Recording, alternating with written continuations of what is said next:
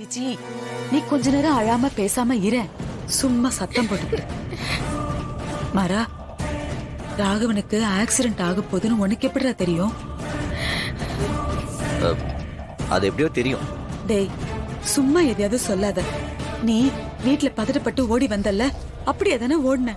அப்பனா உனக்கு என்னமோ தெரிஞ்சிருக்குன்னு தானே அர்த்தம். அப்படிலாம் எதுவும் நினைச்சு போல. இந்த ரெஜிஸ்ட்ரேஷனுக்காக தான் நானும் அவங்க கூட சேர்ந்து போயிடலான்னு சொல்லிட்டு போனேன். மாறா, நீ சமாளிக்காத. என்னமோ நடந்திருக்கு. அது என்னன்னு சொல்லுடா. இல்ல வலிமா, அந்த மாதிரிலாம் எதுவும் இல்ல. எங்களுக்கு எப்படி தெரியும்? கரெக்டான டைமுக்கு இவன் எப்படி அங்க போக முடியும்?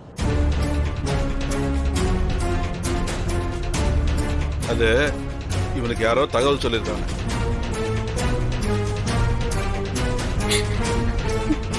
இவங்களுக்கு மட்டும் எப்படி முன்கூட்டியே எல்லாமே தெரியுது? வெளி நான் இப்ப சொல்ல போறானா இல்லையா? டேய் சொல்லுடா. சார், எனக்கு இன்ஃபர்மேஷன் வந்துச்சு. இன்ஃபர்மேஷனா? அண்ணா,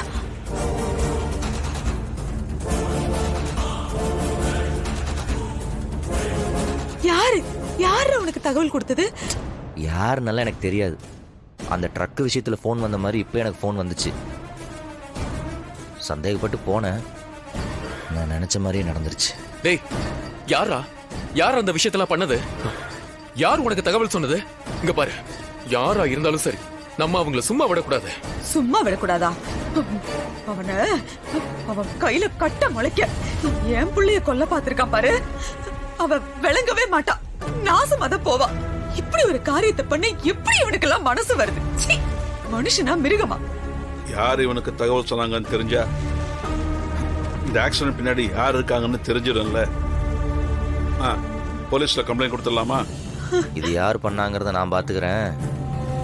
ராகவும் பொழைச்சிட்டான்ல, அது போதும். அவனை சீக்கிரமா சரி பண்ணி வீட்டுக்கு கூட்டு போக பார்ப்போம். மற்றதெல்லாம் அப்புறம் பார்த்துக்கலாம்.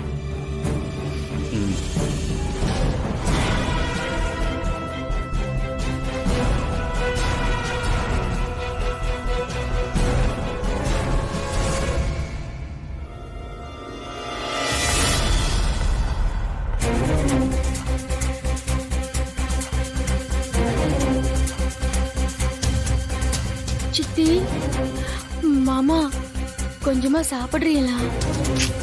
வேணாமா? ஏன் மாமா? அதான் மச்சான் நல்லா இருக்காங்கன்னு சொல்றாங்கல்ல, கொஞ்சமாவது சாப்பிடுங்க மாமா. வீட்ல யாருமே சாப்பிடல. நீங்க வேற மாத்திரை வேற போடணும். எல்லாமே கையோட எடுத்துட்டு வந்திருக்கேன். அப்புறம் சாப்பிடலாம் விஜய். நீ முதல்ல